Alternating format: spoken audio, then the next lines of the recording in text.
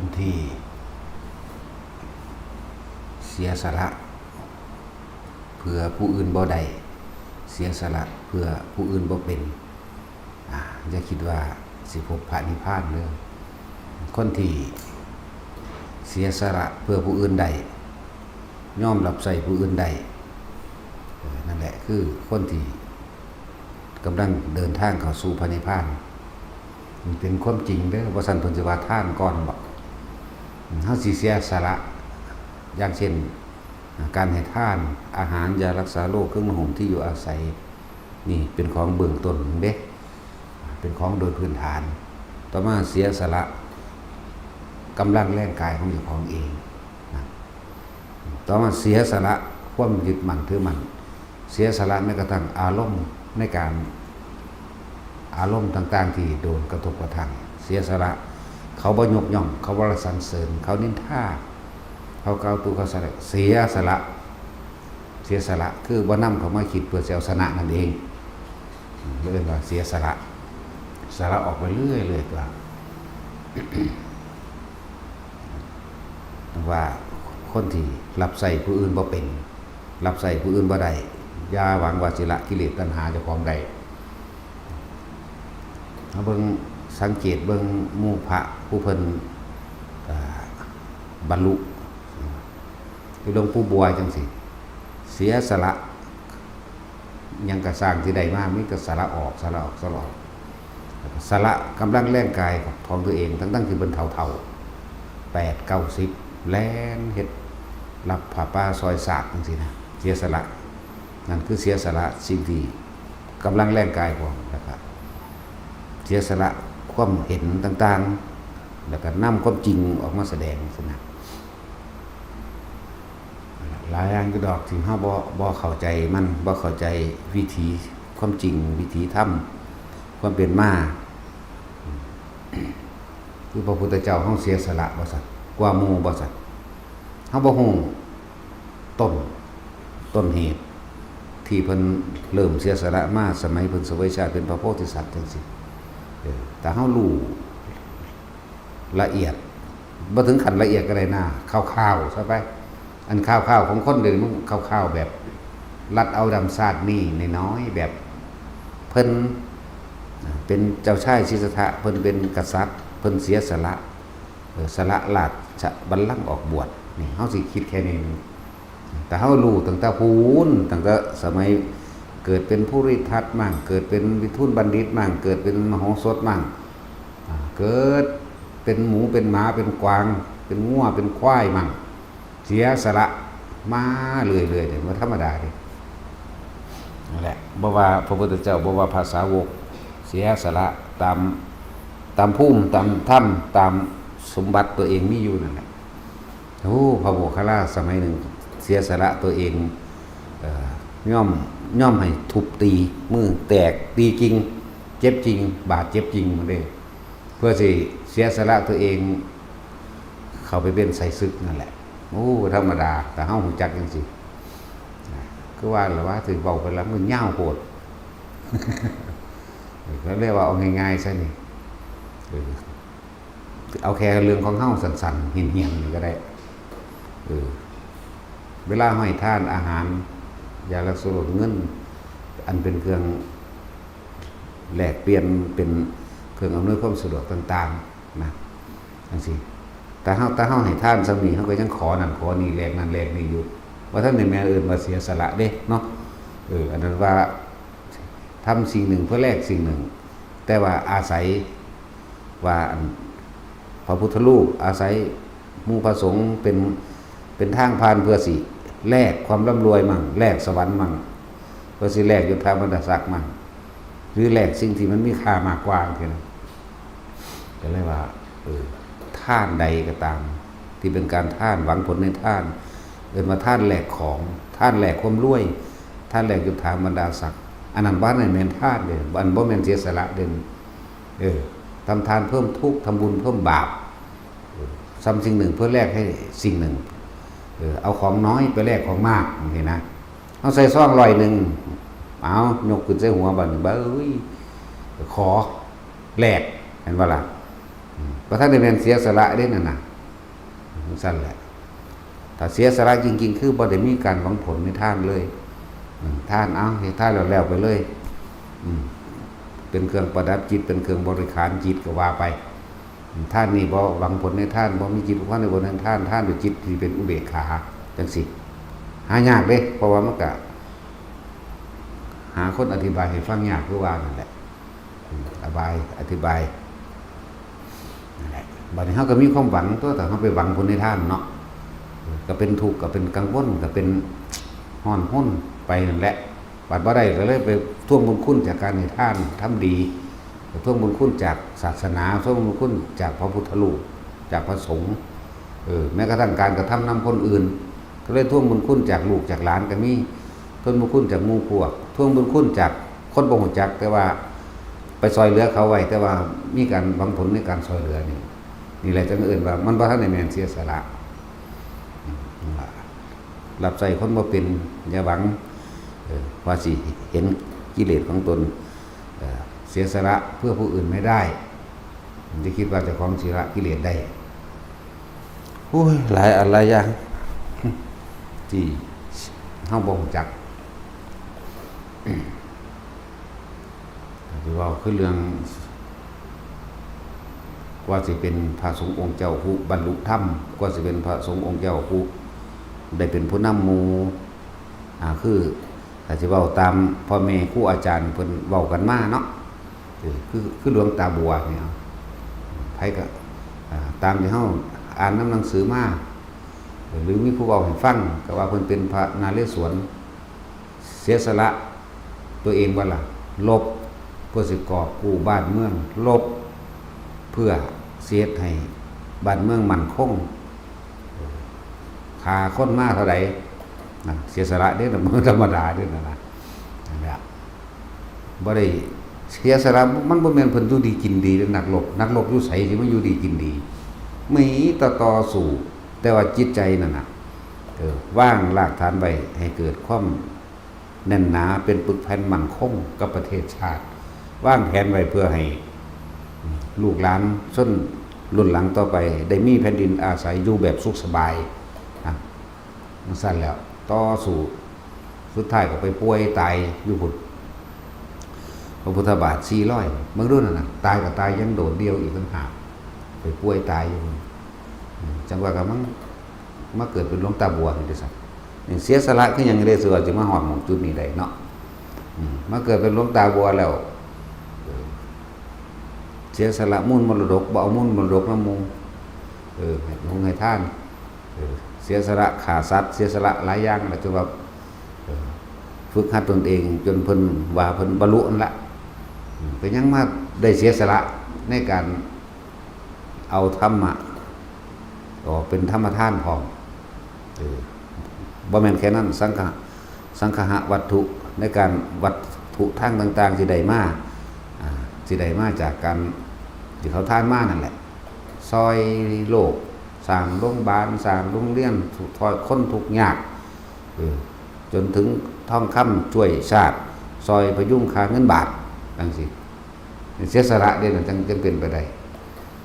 บ่ได้เห็นแก่ว่าเจ้าของสิเมื่อยเด้เฒ่าๆซ้ำแล่นจังหวัดนั้นแล่นจังหวัดนี้เป็นตะเมื่อยคือหยังนี่เนาะนั่นเอิ้นว่าเสียสละพวกเฮาก็เบิ่งตัวอย่างเอาตัวมันธรรมดาเด้เพิ่นเป็นทหารตะกี้เอาดาบสู้กันเนาะเพิ่นตะเก็บตะปวดอย่างนี้เด้สั่นแล้วเสียสละชีวิตตัวเองเพื่อสิปกป้องผู้อื่นได้จากการลุกลานนะที่ว่าพวกเฮาก็น้อมเข้ามาเบิ่งเจ้าของเองเฮาเสียสละส่ำใดเฮ็ดอีหยังเข้าหรือสิท่วงตะบุญคุณกันบ่นาเสียสละมันบ่แม่นแค่เสียสละแค่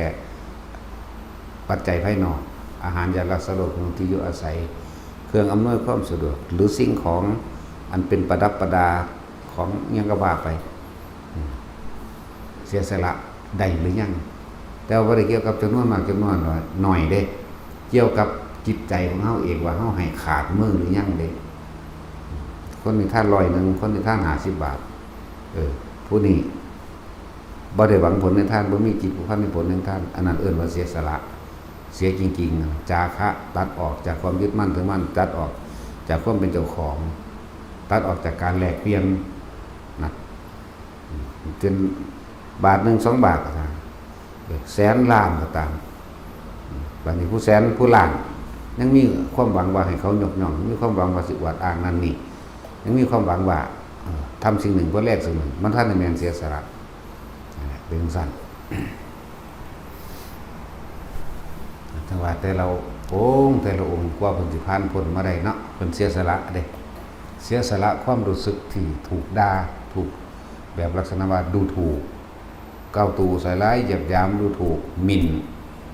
ประมาทต่างๆเขาเจ้าบ่เก็บมาใส่เป็นอารมณ์เรื่องเสียสละลึกเข้าไปอีกนะพวกเขาก็เฮ็ดไปการ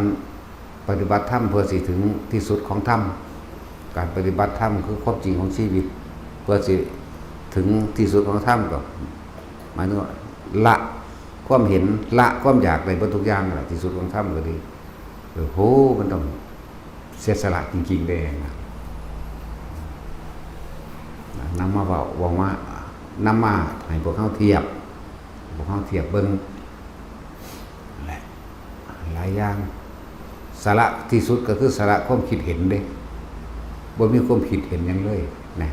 บ่มีความเห็นว่าผิดว่าถูกของบ่มีความเห็นยังเลยเนี่ยเห็นบ่ว่าสุดท้ายมันมาแบบนี้นะ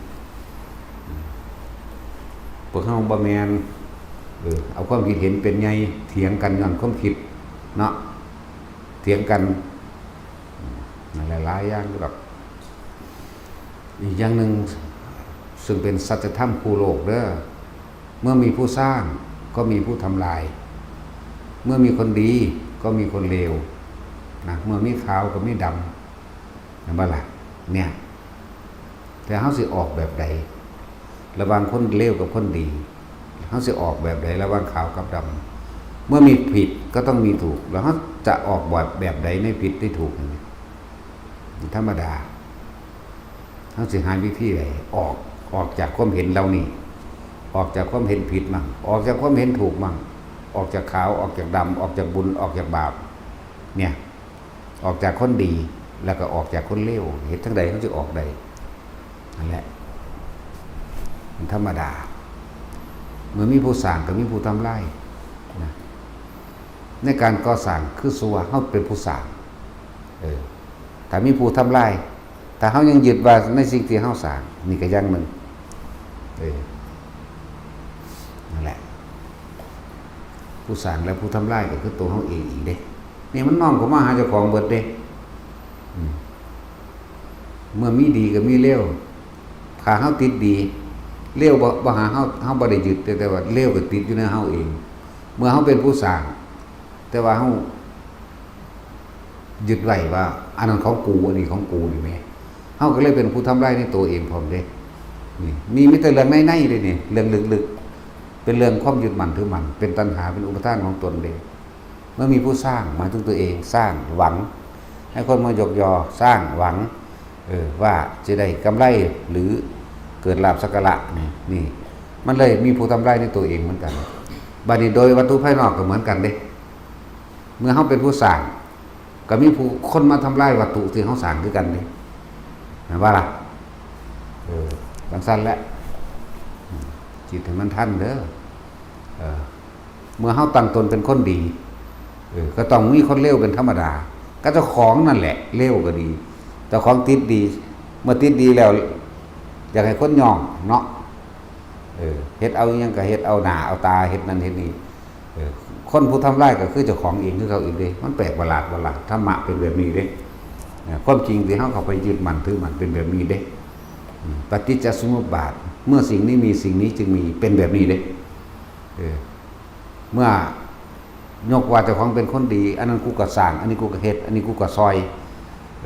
วัดนี้กูก็สร้างกุฏิแล้วนั่นกูก็สร้างตรงนั้นกูก็สร้างนี่ติดละกูก็สร้างมันบ่ล่ะมันสั้นแล้วบัดนี้ก็ยกว่าไผสิมาดีซ้ำกูนานเมื่อมีผู้สร้างก็มีผู้ทำลายเพราะสิ่งนี้มีสิ่งนี้จึงมีเพราะมีผู้สร้างตัวเองยึดว่าตัวเองสร้างแล้วก็บัดนี้ มีคนด่ามีคนเว้าตัวเองก็เลยทำลายตัวเองเหมือนกันป่านนี้เมื่อตั้งตัวเองว่าเป็นคนดี ถ้าผู้อื่นบ่ว่าดีนี่ตัวเองก็เลยเป็นคนเลวนำเอาไปด่าเขาไผสิดีซ้ำกูนะโอ้เรื่องนี้มันธรรมดาเด้เพราะยังค่อนจะเข้าใจบ่ล่ะนี่ บัดนี้โดยภายนอกกับโดยภายในก็บ่ต่างกันเด้ภายในคือตัวเฮาว่าเฮาเป็นคนดี ยกตนเป็นบุคคลสำคัญว่าตัวเองนั่นดีเนาะถ้ามีผู้ใดมาขัดแย้งขัดง้างนั่นเขามีคนมาขัดแย้งขัดง้างเด้มัน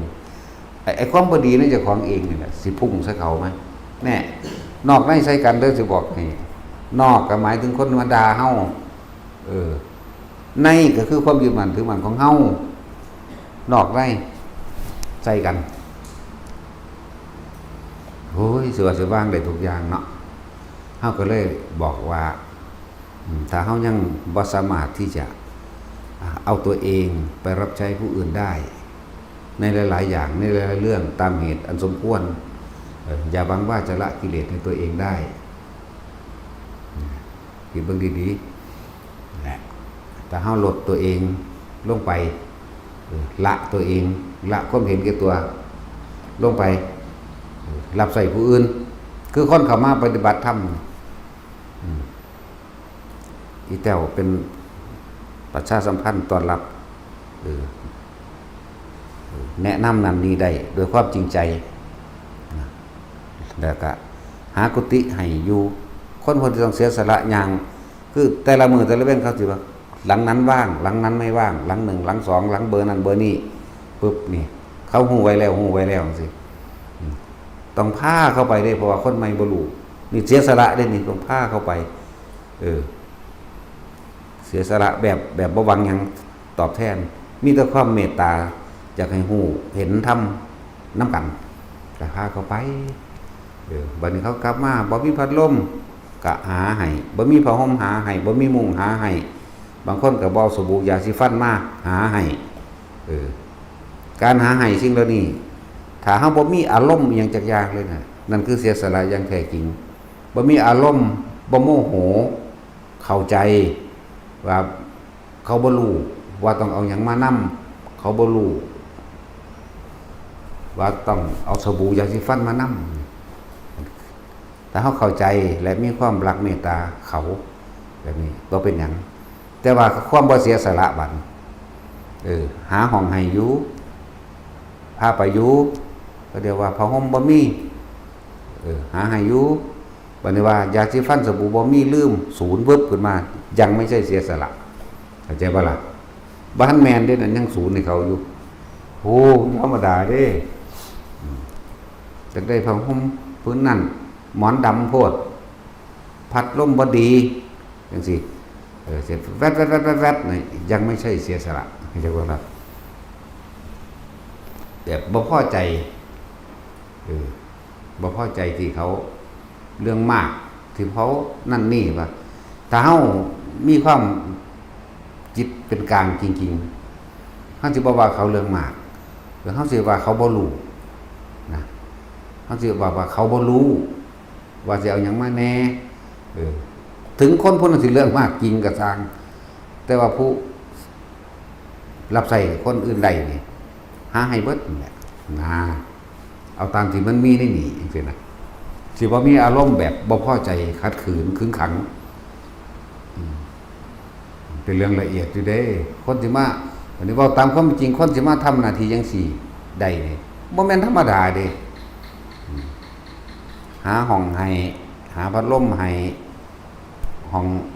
น้ำประตูบ่ดีน้ำบ่ไหลสวมแบบนั้นแบบนี้นั่งบ่ได้ต้องการสวมนั่งพับเพียบเรียบร้อยต้องการยองสบู่บางทีประตูปิดบ่ได้จังซี่มันบ่ธรรมดาเด้บัดนี้เวลาเขาออกเลยบัดนี้บางคนกะเก็บมุ้งเก็บหมอนตามระเบียบแต่ว่าบางคนแม้เก็บมุ้งเก็บหมอนตามระเบียบก็สั่งผ้าห่มก็ต้องเอามาคืนจังซี่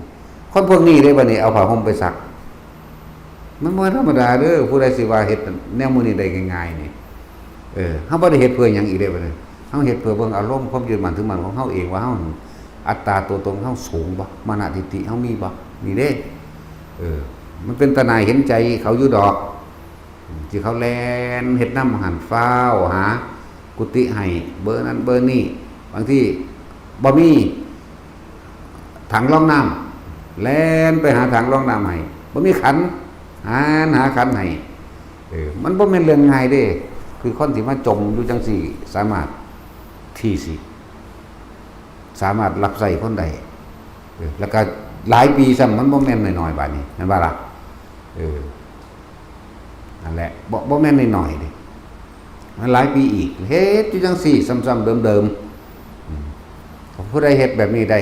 โดยบ่มีอารมณ์เข้ามาเกาะเกี่ยวของเกี่ยวหรือนั่นแหละคือการละกิเลสไปในตัวละแล้วเด้ละเพราะว่ามันบ่มีอารมณ์มีแต่แล้วก็แถมซ้ำเป็นการส่งพรหมวิหาร4ไปในตัวเป็นการส่งชั้นเจริญชั้นโดยพรหมวิหาร4โดยบ่แม่นส่งแบบใส่ลมหายใจหรืออุณาโลมแต่ว่าส่งกว้างเลยอันนี้นะเป็นหลักเป็นเมตตารักผู้อื่นเสมอตนรับตนเสมอผู้อื่นเป็นกรุณารับใช้เขาอย่างกับเหมือนกับเป็นเรื่องของเราเป็นภาระของเรามุทิตาบ่อิจฉาบ่ริษยายินดีด้วยนั่นนี่แล้วก็มีจิตใจที่ว่างกลางให้ได้พูดนั่นแหละการที่มารับใส่คนอยู่นี่ได้แล้วก็ทำได้นานๆเป็นการละกิเลสแล้วเด้นั่นแล้วละเราเด้บ่แม่นแค่แต่ว่าเฮาสิเป็นนั่งหลับตาดูลมหายใจดูความคิดอย่างเดียวเลยมันต้องมีแนวอื่นประกอบว่าซั่นเพิ่นสิมีบ่ทานศีลเนกขัมมะปัญญานั่นหลักมันเลยได้นี่ท่านของภายนอกอาหารยาละสะดวกเป็นของที่อยู่อาศัยตลอดทั้งเครื่องอำนวยความสะดวกต่างๆศีลจิตใจที่ไม่เบียดเบียนทำร้ายผู้ใดผู้หนึ่งให้เสียชีวิตและทรัพย์สินตลอดทั้งคนและสัตว์มีศีลเนกขัมมะการข่มจิตใจตัวเองให้ออกจากความยินดีพอใจให้ออกจากกามให้ออกจากรูปรสกลิ่นเสียงคมไว้ซะก่อนปัญญารู้แจ้งจริงๆตามความเป็นจริงนี่ปัญญารู้จริงในรู้จริงในเหตุผลต่างๆของบุญของบาปในเหตุผลต่างๆของการเวียนว่ายตายเกิดของมูสัตว์รู้อนิจจังรู้อนัตตาพร้อมเนี่ยจะบอกว่าทานศีลเนกขัมมะปัญญานี่หลักมัน4อยู่แล้ววิริยะต้องมีความเพียรกล้าบักบั่นที่จะรับใช้คนอื่นนั้นได้ด้วยเด้ขันตินั่นมีความอดทนบ่ซั่นสัจจะ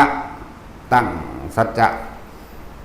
หรือการพูดคบหาพูดคุยกับความจริงหรือเลยสัจจะอย่างอื่นเข้าไปอีกเพราะรู้แจ้งความจริงของโลกว่ารู้ว่าถ้าเราคิดอย่างนี้เราทำอย่างนี้ก็เวียนว่ายตายเกิดเป็นไปตามนรกมั่งสวรรค์มั่งคนมั่งเทวดามั่งนะหรือถ้าเราวางอย่างนี้สัจจะโลกุตระสัจจะ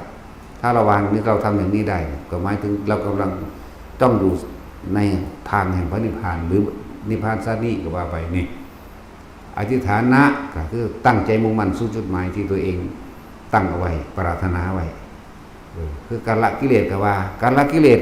ก็ยังว่าละความเห็นแก่ตัวต่างๆสามารถรับใช้บุคคลผู้อื่นได้ละทั้งวัตถุสิ่งของให้ทานเนี่ยอธิษฐานะเห็นบ่เมตตาเมตตาตนเองนั่นแหละความจริงมันก็ดีการช่วยเหลือผู้อื่นคือการช่วยตนเองการรักผู้อื่นก็คือการรักตัวเองเด้รักนี่บ่แม่นรักหวังเครื่องตอบแทนอย่างอื่นเด้ทั้งสั้นแล้วเมตตาสุดท้ายลงอุเบกขาอุปติสิ่งที่ใดที่มาพอเฮาฝึกได้แล้วทานศีลเนกขัมมะปัญญาวิริยะขันติสัจจะเมตตาและอุเบกขาสิ่งใดสิ่งหนึ่งกระทบกระทั่งเข้ามาแล้วเด้สิอุบัติขึ้นมาแล้วเฮารู้เท่าทันสังขารรู้เท่าทันสิ่งที่มากระทบเครื่องประกอบกันขึ้นแล้วอุเบกขามันก็ว่างตัวนั่นแหละจังซี่แหละบ่แม่นแค่ว่าสิมานั่งสมาธิอย่างเดียวเดินจงกรมหรือเครื่องมุกอยู่ในนี่มันก็ต้องมีอย่างอื่นประกอบคนมาภาวนาก็กินข้าวคือกันนี่แหละนั่นแหละเลยมีทานไว้บ่บ่แม่นว่าโอ้ภาวนาเก่งๆสั่งออกมาก็มาหากินข้าวกินน้ำคือเขาออกมาก็มีหม่องอยู่คือเขานั่น นั่นแหละผมถือว่าสิ่งสำคัญอาหารยารักษาโรคคือของที่อยู่อาศัยมันก็ต้องมีอย่างอื่นประกอบตัวคือเฮามาภาวนาบ่แม่นเฮาบ่กินข้าวนะเฮาก็กินอยู่เฮาก็เลยมีทานอย่างว่าล่ะบ่แม่นเฮาบ่ห่มผ้าเฮาก็เลยมีทานอาหารมั่งป่วยก็ทานยารักษาโรคมั่งเครื่องนุ่งห่มนั่นมันก็ต้องมีเครื่องนุ่งห่มกันที่อยู่อาศัยจังซี่แหละวัตถุภายนอกก็ประกอบกันเป็นเครื่องอาศัยแห่งกายนั่นแหละจังว่าคนที่รับใช้ผู้อื่นได้หลายอย่างในความสิรำคาญอย่างเช่นบัดนี้พวกอันหมู่สอนหรือแนะนำการทรงฌานเจริญฌานจักขุนโลมหรือสมาธิรักษาโรคเขาก็ต้องอดทนต่ออารมณ์ของเขาเองเด้บ่แม่นธรรมดาเด้แนวมื้อนี้บางคนบ่รู้หยังเลยถามเอาผลจู่ๆจักเข้าไปเรื่อยเนาะวันนี้พวกนี้ต้องละตัวเองเด้อเบิ่งไปละเขาแม่ชีคูณหน่อยต้องอดทนต่อคำบอกคำว่าของเขาอดทนต่อความอยากของเขาพร้อมเด้มันธรรมดาเด้ต้องน้อมเข้ามาหาเจ้าของเด้คอยแนะนำไปยิ้มแย้มแจ่มใสพุ่นเด้พวกฝึกอุณโลมคู่ปุ่งอันค้างคาวดังวีมื้อนี้อีลุงมื้อนี้ละแล้วก็ไปอีกแม่มื้อนี้ที่เขาคนที่เขามาฝึกใหม่นี่ที่จริงก็คือฝึกตนเองพร้อมเด้บ่แม่นฝึกแต่เขาอย่าว่าล่ะคู่หน่อยก็ฝึกตนเองคู่ปุ่งก็ฝึกตนเองคู่ลุงก็ต้องฝึกตนเองคือกันเด้บางคนเขาถามเอาผลมาเลยมันธรรมดาเด้ถ้าเฮาเข้าใจว่าเพราะเขาไม่รู้เฮาต้องมีเมตตากับเขานะลักษณะนั้นก็เป็นการละกิเลสไปในตัวเด้ละกิเลสของเจ้าของเองนี่แหละเข้าใจว่าล่ะนั่นแหละมันบ่แม่นเรื่องบ่ได้อดบ่ได้ทนบ่แม่นเรื่องที่ต้องเฮาเข้าใจธรรมชาติสัตว์โลกิยะสัจจะนี่มันก็มีในตัวเองอยู่แล้วคนของโลกเป็นแบบนี้ความจริงของคนของโลกเป็นแบบนี้ถามเอาผลโรกุตระสัจจะก็รู้คือเฮาต้องพยายามละตัวนี้ออกเพื่อสิพ้นออกจากโลกนี้ให้มันยกจิตตัวเองให้สูงกว่าโลกเลยว่าโรกุตระสัจนั่นแหละมันเป็นเครื่องประกอบหลายอย่างเด้บัดนี้ต่างคนต่างถนัดไผถนัดมันหมู่ใจจอยหมู่ใจล่มหมู่นั่นบ่มีความรู้ด้านนี้กัสละกำลังแรงกายตัวเองไปอีกด้านหนึ่งไปด้านต้นไม้ไปด้านผักปลูกต้นไม้หมากไม้อยู่กินได้หดน้ำหดสวนไปนี่เขากะละของเขาคือกันเด้เขาเฮ็ดไม้มัน5 ปี 6 ปีไปหรอกเขาคืออยู่ได้นะจังซั่นล่ะบัดนี้สิ่งที่ปลูกฝังไว้นี่มีความหึงหวงบ่เวลา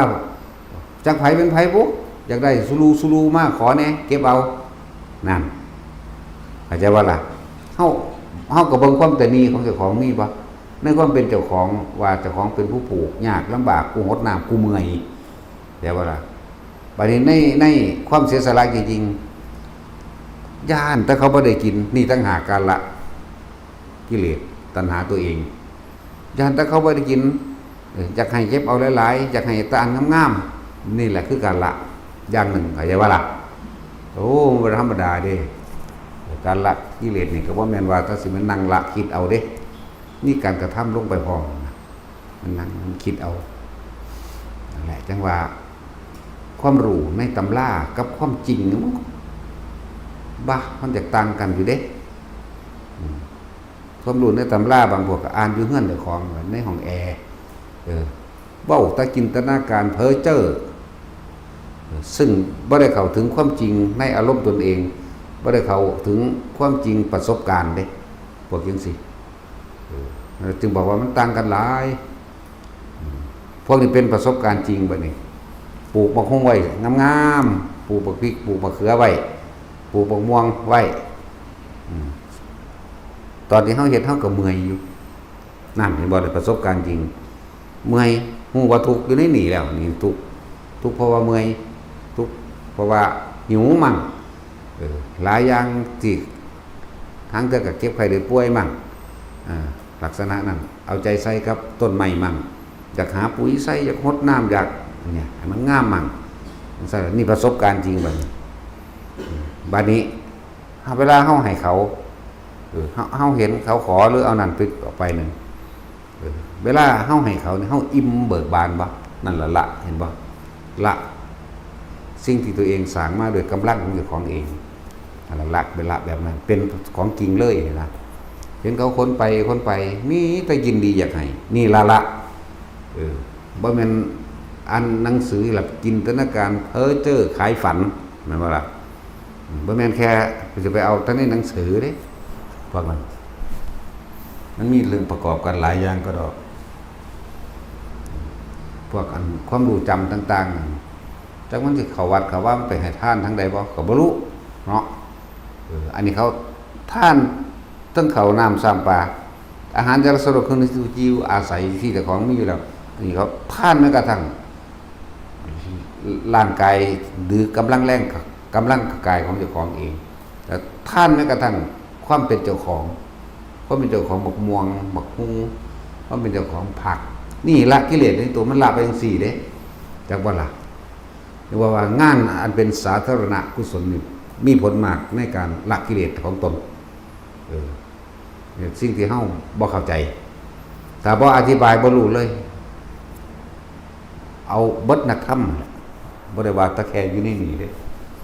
ถ้าบ่อธิบายให้เกิดความเข้าใจจังซี่นั่นน่ะจึงบอกว่าเฮาเฮ็ดหยังก็สร้างเพื่อผู้อื่นแล้วอย่าบ่นอย่าเหนื่อยอย่าท้ออย่าบ่นว่าโอ๊ยจักมาแต่ทางใดมาขนเอาคนเก่านี่บ่ซั่นได้แม่นทานเข้าใจว่าล่ะว่าท่านได้เป็นจาคะว่าท่านได้เป็นฌานเสียสละออกเลยคือพวกเขาทำหน้าที่แอดมินบ่แม่นแค่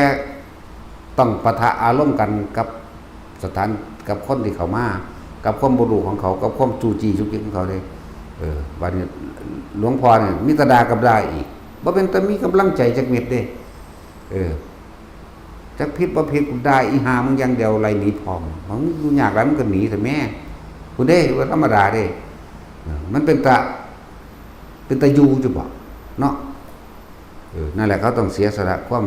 เห็นแก่ตัวว่าเขาดีเห็นแก่ตัวว่าความคิดเห็นที่ว่าเขาดีสู้ต้องละตัวดีนี่ออกนำให้คนอื่นมาเห็นเบิ่งดูนี่ถ้าจะทำได้เหมือนฉันเหมือนหนูนี่เนาะถ้าจิตนั่นก็มึงสิเฮ็ดหยังแต่มึงเฮ็ดเพื่อว่าให้คนมาย่องหรือเกิดรางวัลสังหรือแค่เอาย่องไหมไม่ว่าล่ะนี่แหละติดดีเรียกว่าบ่แม่นเรื่องง่ายต้องอยู่แบบฝึกตนเองฝึกสละฝึกเสียสละจริงๆนั่นแหละแล้วพวกเรื่องมากก็มีเด้บัดแม่ชีน้ำมูนี่ก็ดีประตูปิดบ่ได้บักสร้างไม่ให้แน่เอาแต่ประโยชน์ของตนนิดๆนั่นน่ะแต่ว่าเขาเฮ็ดกว้างๆออกเขาเฝ้าเฮ็ดกุฏิหลายหลังเพื่อผู้อื่นเข้ามาอีกงานใหญ่เข้าไปแต่ของนั่นน่ะโอ้ยขี่บ่ออกก็มีเนาะคารอแคแลนี่นะนั่นแหละหลายอย่างอยู่ดอกประตูล็อกบ่ได้หน้าต่างปิดบ่ได้ก็ย่ำเขายากหาแนวผูกแนวพันเอาไว้บ่เป็นบ่นะเนาะนั่นแหละหลายอย่างอยู่เด้นั่นซั่นแหละบัดนี้พวกฮดต้นไม้บ่ได้บวชชีละในหลายกว่าอันพวกแม่ชีที่เข้าใจว่าเจ้าของบวชซ้ำเก็บขนมนมเนยไปหากินในห้องอีกก็เพราะแห้งหมายว่าซั่นตลอดทั้งหยังกาน้ำร้อนก็มีทุกหลังอีกดีบ่ดีมีหม้อกระทะอยู่ในหั่นอีกมั้งเนาะแล้วก็เครื่องซักผ้าซ่อนไว้ในหั่นก็มีคือบ้าหุ้ย หลายอย่างบาดนี้สู่หมู่พอใหญ่นายก็บ่ได้บัดนี้นี่เขาวงเบงของเขานั่นน่ะเพิ่นได้แต่ข้อโอ๊ยบ่สงบเลยกูอยากไล่แน่คนละเรื่องกันบ่กับการละจริงๆมันซั่นแล้วพวกหมอ พวกกระทะคาดำฮอนอย่างแน่สารพัดหรือพวกซีอิ๊วบ่ซอส หอยนางรมเครื่องปรุงเครื่องกินที่ได้หั่นมีดซ่อนตะหลิวซ่อนไผซ่อนมันนั่นแหละผู้ใดละกิเลสได้หลายกว่ากันระหว่างพวกกันถือศีล8กับพวกศีล5เนาะมันสั่นล่ะมันบ่สู่พวกเฮ็ดกุฏิปุ้งเป้งเขาคุยกันเด้เขาอิ่มเบิกบานเด้เขาเฮ็ดเนี่ยพอเขาปุ้งเป้งกันไปนั่นเขากันอิ่มเบิกบานแต่ว่าพวกกันใส่สุดขาวอีกแบบนึงเด้จ่อตะทวาเขาเพราะว่าเขาเสียงดังว่าเด้ทั้งที่เขาอยู่ใกล้ว่าสิอันทอดยังกินสิกินออกแม่นบ่เขาสิทอดยังกินสิกินออกยันเขาก็ฟ้องหลวงพ่อกันบ่มีใครได้ฟ้องหลวงพ่อดอกหลวงพ่อมีกล้องวงจรปิดแล้วเนาะตาสินแล้วพวกอันที่มา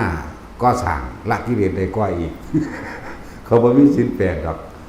จักศีล5มันยังแต่ว่าเขาบ่ถืออีหยังกันแล้วกันเนาะแต่ศีลก็บ่มีศีล8แต่ก็ส่งอัน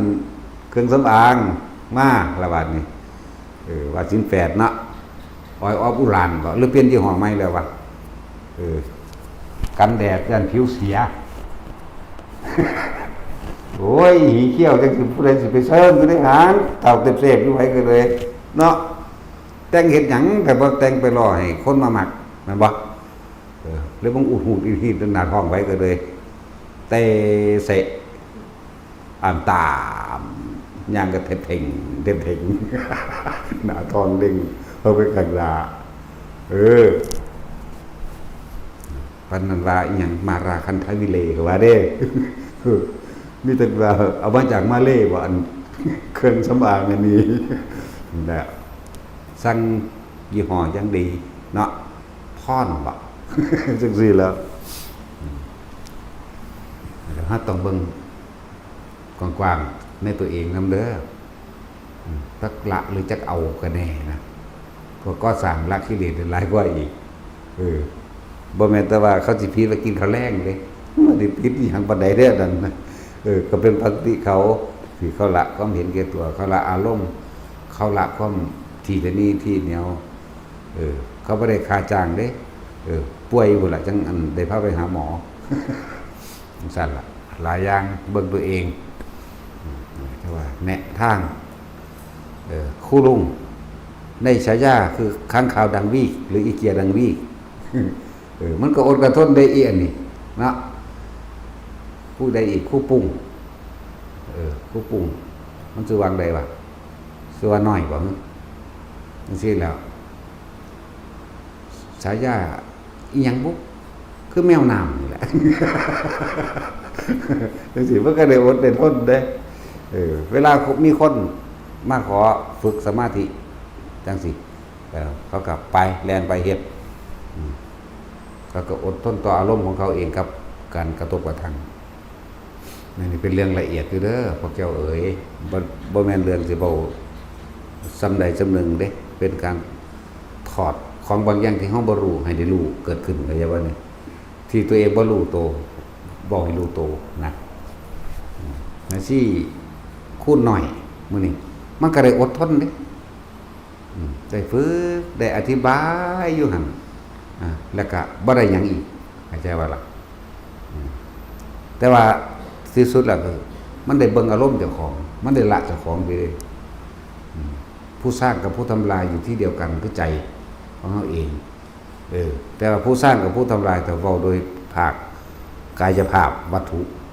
ถ้าเฮามาสร้างวัดก็มีคนมาไล่เฮาบ่ให้สร้างก็เหมือนกันแต่ว่าเฮาก็สร้างไปของเฮาคือเก่าจังซี่นะนั่นแหละถ้ามีคนดีก็คือเจ้าของเองก็ต้องมีคนเลวเนาะแต่เฮาติดดีก็เฮานั่นล่ะเลวเหมือนกันกับเฮาทำดีแต่ว่ามีอีกผู้หนึ่งว่าเฮาบ่ดีนี่นอกกับในคืออยู่ที่ใจทุกอย่างเกิดจากใจเบิดนอกเป็นแค่เครื่องทดสอบนึงเด้นั่นแหละเครื่องทดสอบหินหลักปัญญา นั่นแหละสั้นๆเหมือนกับเฮาที่บ่เคยรู้สึกตัวเองได้ว่าเจ้าของมันนินทาผู้อื่นเนาะคนเกิดมานี่ที่ไม่นินทาผู้อื่นน่ะไม่มีในโลกเข้าใจว่าล่ะแต่ส่วนมากนี่ก็บุคคลไม่ถูกนินทาไม่มีในโลกเลยถามเจ้าของมึงก็คักแหน่บ่พื้นคนที่ปาเป็นมันหยังซั่นเนาะรู้จักปาบบ่ นี่แล้วบัดนี้เวลาเขาบอกขึ้นให้โลกธรรมคนไม่ถูกนินทาไม่มีในโลกซ่านถามเจ้าของแหน่เจ้าของ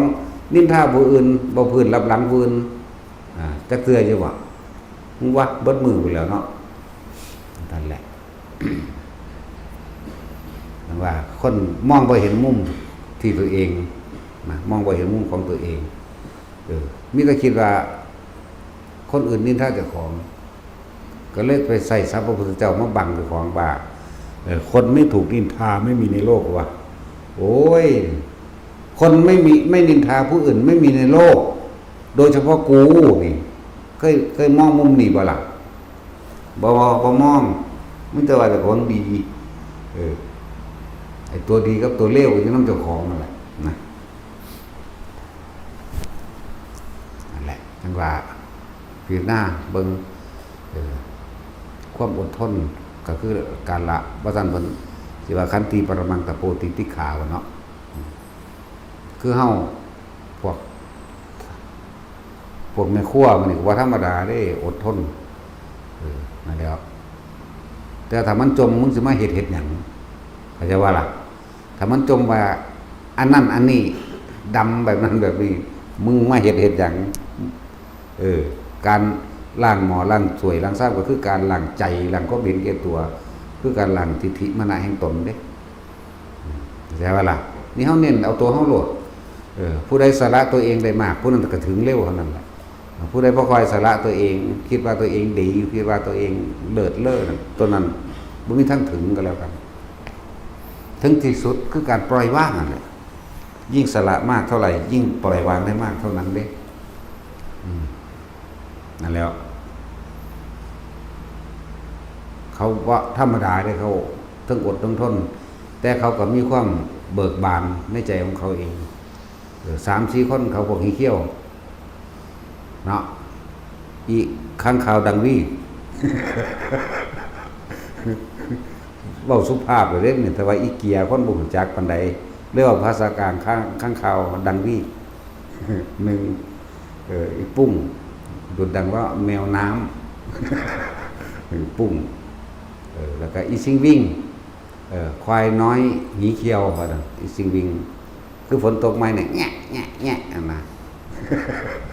3 คนเขา4ไผอีหยังอีกอีจันแหลมแล้วอีแหลมจันมื้อนี้คนนี้ต้องเสียสละเด้อเสียสละคือเบ้าหยังทนต่อหลายๆอย่างที่กระทบกระทั่งนั่นแหละไผอีกก็แววมื้อนี้เขาก็ทนเอาทนโดยบ่ต้องทนดอกถ้ามันมีความยินดีพอใจยินดีพอใจที่จะทำในสิ่งนี้โดยไม่ได้หวังสิ่งใดเป็นเครื่องตอบแทนละกิเลสละทั้งนั้นเฮ็ดบ่เศร้าเด้ซ้อมเบิ่งเขาเฮ็ดเนาะหลายอย่างอยู่ดอกวันนี้เทียบกับอันประตูปิดบันไดเห็นมั้ย มันจะสั่งเฮียง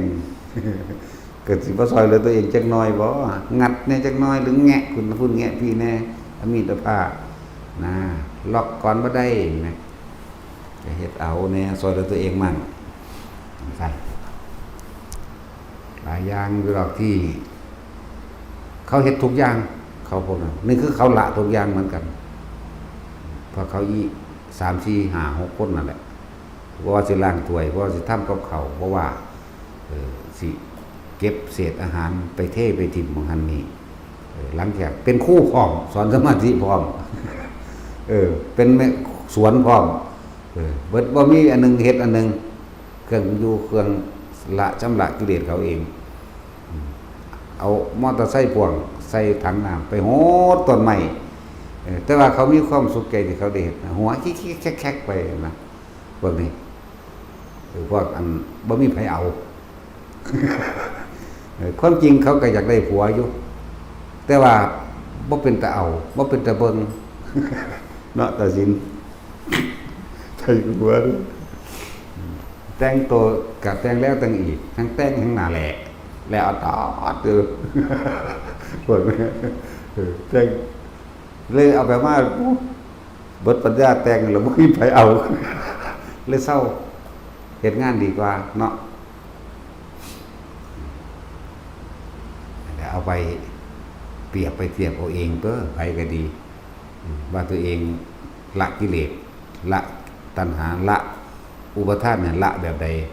มันบ่แม่นแค่นั่งคิดเอาว่าละเด้ว่าล่ะบ่แม่นนั่งคิดเอาว่ากูละบ่นั่งคิดว่ากูมีศีล8เด้ศีล8อิหยังกันโอ้ยแดดร้อนหลายเอาอิหยังมาทาผิวทาหยังไปครีมหน้าขาวลอกหน้า ยังอีกแน่บุ๊กเขาเอิ้นเยี่ยวยังหมักแตงกวายังไงนะนอนแล้วก็ลอกหน้า เฮ้ยแล้วมันไปแต่ละคนกันเลย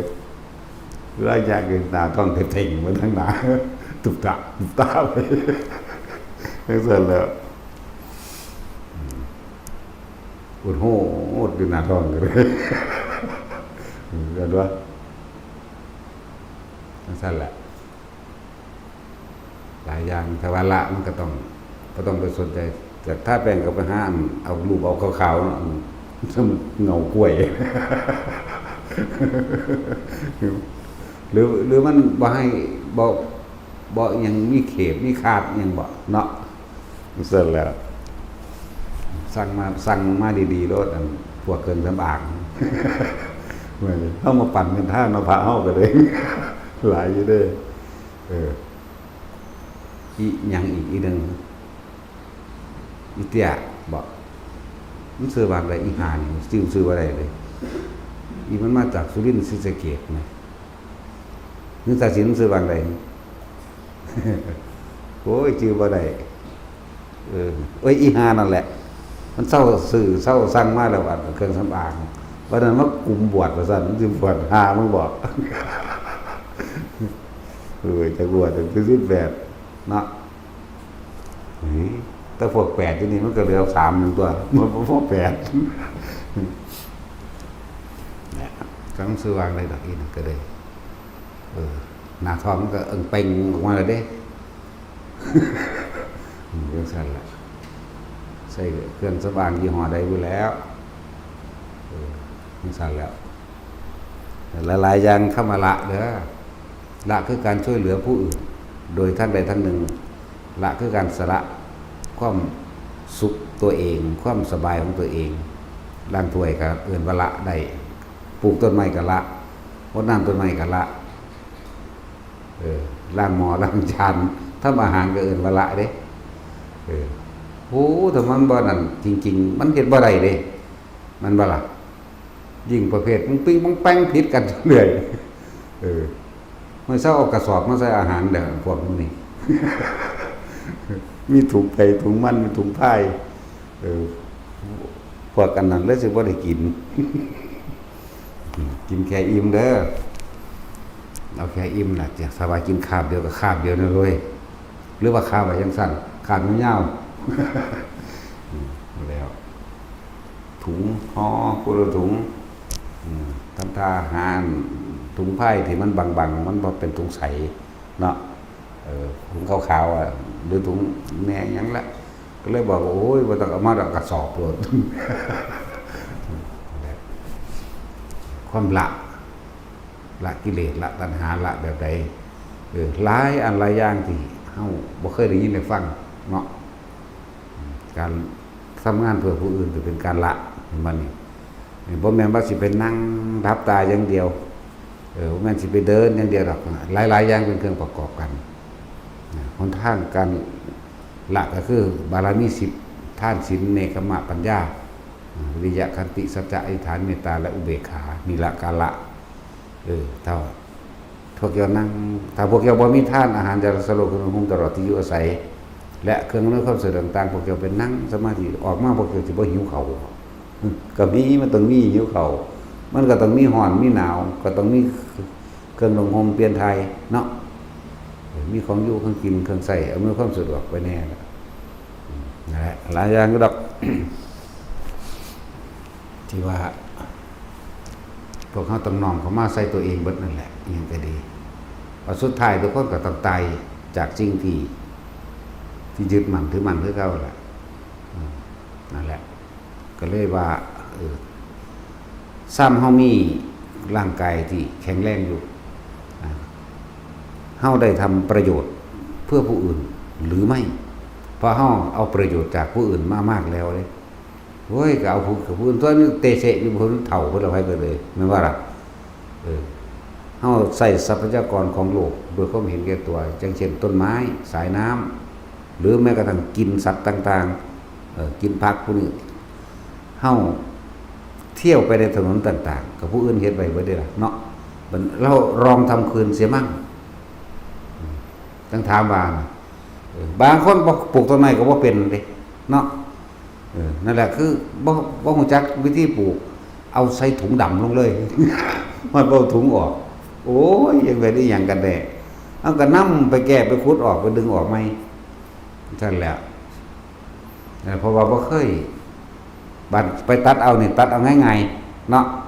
ตัดปอกง่ายๆนึงเด้แต่บ่เคยปลูกขึ้นนี่ทำขึ้นกับโลกเฮาเคยใส่ทรัพยากรอันเป็นต้นไม้ของโลกมันบ่แม่นแค่ต้นไม้ใหญ่ๆต้นจิกต้นกุงต่างๆก็ไปสร้างบ้านสร้างเรือนของเล็กๆน้อยๆเฮาตัดแป๊กไปเป็นไม้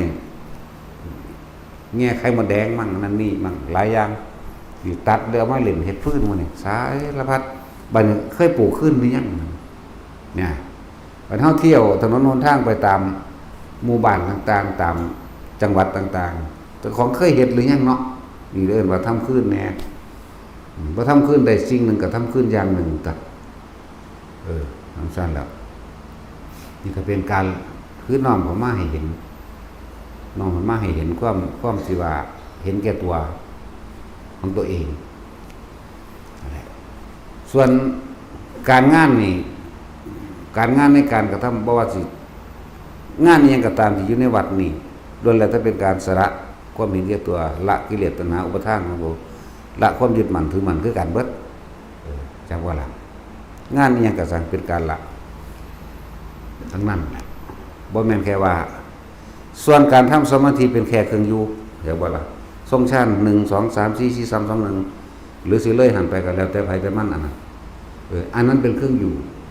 นะที่ว่าเฮาบอกว่า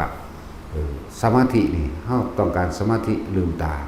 สมาธิคือลืมตาคือให้มันรู้ในปัจจุบันรู้ท่านนั้นนี่สมาธิมื่นตาบ่แม่นหลับตาใส่กับความฝันหรือจินตนาการนั่นแหละมันมีความหมาย2อย่างการทำประโยชน์เพื่อผู้อื่นโดยไม่หวังสิ่งใดตอบแทนก็เป็นสัมมาสมาธิเลยว่ามื่นตาเฮ็ดแน่มื่นตาเบิ่งนี่บ่แม่นเป็นนั่งหลับตาแค่ว่าสิบังคับสะกดจิตตัวเองเพื่อให้ถึงความสงบอย่างเดียวนะเขาไปแบบคือฌานสีมีผู้ใดมาเฮ็ดก็แก้ๆจะห้องด่าเขารำคาญเขาน้ำบ่ได้ละเรื่องนั้นนี่วันล่ะพวกขี้บาปเอ้ยว่าเด้ รำคาญเขาแต่ของเขากำลังตกนรกบ่รู้นะหลายอย่างเรื่องทุกคนมาอยู่ในนี่ก็เสียสละเหมือนกันเบิดนั่นแหละตามถนัดของไผของเราจ้ะผู้ที่ถนัดปลูกต้นนั้นก็ปลูกไปผู้ที่ถนัดเสียหญ้าก็เสียหญ้าไปดายหญ้าเสียหญ้าผู้นี้ถนัดทั้งสร้างกุฏิห้องน้ำพญามารเราถนัดทั้งขุดท่อส้วมเด้พญามาร เบิดทุกอันอยู่ในนี่2-300พญามารขุดเด้บ่ธรรมดาเด้เราเก่งๆเด้ขุดท่วมขุดมองลูกท่อส้วมนั่นทั้งสิ้นแล้วนี่ก็ละของเราแบบนั้นนั่นแหละผู้หนึ่งละอย่างหนึ่งผู้หนึ่งเหตุอย่างหนึ่งมันยังจอยกับไปทั้งพุ่นละมันยังจอยเอาเบอร์ซุนแนวอยู่หรอกงดน้ำต้นไม้ปลูกผักงามบอกพริกมะเขือ สารพัดเหตุคือกันแต่ว่าสิเข้าใจได้กับ เสียน้ำตาไปหลายถังคือกันแหละเนาะถึงด่าตลอดเด้เออ ถึงด่าถ้าคนที่ว่าเพิ่นรู้จักคนเนาะเป็นตาสั่งเอาให้แม่งกินเห็นหยังสแตกหยังว่าล่ะน่านี่คือยึดใช่ป่ะล่ะ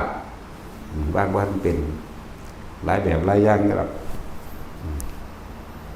คือจังนั้นผู้ใดว่าอยู่ไกลเฮามันดีบ่แม่นได้สิบอกไว้ ถึงด่าตลอดเด้อต้องทนต้องเก่งดีได้จึงอยู่นำใด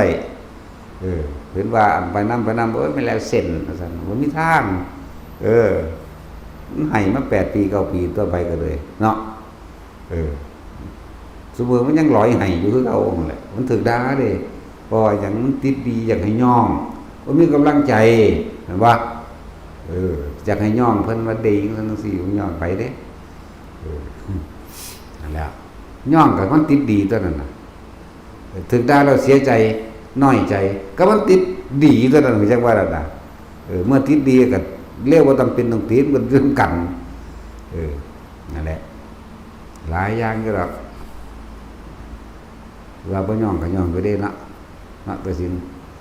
ย่องอยู่เด้เขาอีซิงวิ่งกินหน้าแหละออดตอด อีซิงวิ่งค่อยหน่อยนะวันปีกลัวๆเนี่ยแงะนะฝนตกไปห่าวแห่นนี่แลนลงทงหน้าหยัดดินกุ้นขึ้นธรรมดาว่ะย่องก็ดอกอีปุ่งก็ย่องอยู่จักสิเทียบมันคือหยังแต่บอกว่าคือแมวน้ำ แมวน้ำหรือปลาพยูนนั่นสิบ่เอาแมวน้ำซะเนาะตอนนั้นว่ามันเทียบซื้อวันออกเลยว่าตุ๊กตาหิมะนะมันน่ารักกว่ามันบ่แม่นแบบนั้นเอาแมวน้ำ แมวน้ำนั่นแหละส่วนนี้นั่นเป็นอมตะอยู่ดอกเนาะลูกผู้ศีลเขาเรียกค้างคาวดังวี่ นั่นแหละ3 คนหลายอย่างที่พวกเฮาบ่เคยได้ยินได้ฟังแล้วก็บ่เคยคิดว่ามันเป็นการละแล้วก็เข้าใจว่าการละกิเลสหรือปฏิบัติธรรมต้องมานั่งสมาธิอย่างเดียวต้องมาเดินจงกรมอย่างเดียวหรือต้องใส่สุดขาวหรือต้องมีการคิดอย่างนั้นอย่างนี้บ่แม่นเลยทุกอย่างประกอบกันเบิดนั่นแหละหลายอย่างก็ดอกที่พวกเฮาบ่เข้าใจในมื้อนี้อย่าลืมว่ามื้อนี้ละเอียดดีอยู่เด้เป็นเรื่องที่ปัจจุบันที่ทุกคนเผชิญประจนบอกคือหยาบๆเนี่ยมันทางบ่แม่นบ่หยาบได้สิบอกให้เด้อสิ่งที่ตัวเองคาดคิดบ่ถึงนะคือพวกสอนสมาธิพวกแนะนำส้นข้างมื้อนี้นั่นแหละเวลาแนะนำเขาก็คือเบิ่งตัวเองไปนำเด้นั่นธรรมดาเด้เฮาต้องพยายามอธิบายแต่เฮาเข้าถึงตอนที่เฮามาใหม่เฮาบ่รู้เฮาบ่เป็นเฮาน้อมใส่เฮาอยากเป็นนั่นแหละก็เขาก็คือบ่รู้เฮาก็เลยต้องถอดความรู้สึกของตัวเองที่ตัวเองบ่เคยบ่รู้มาก่อนใส่เขาเพื่อสิให้เขาได้รับคำแนะนำที่ดีแล้วก็เฮ็ดได้เวลาเขาถามขึ้นนั่นนี่มันนี่กับพยายามตอบเพื่อเกิดความเข้าใจนะเอาสมาทาน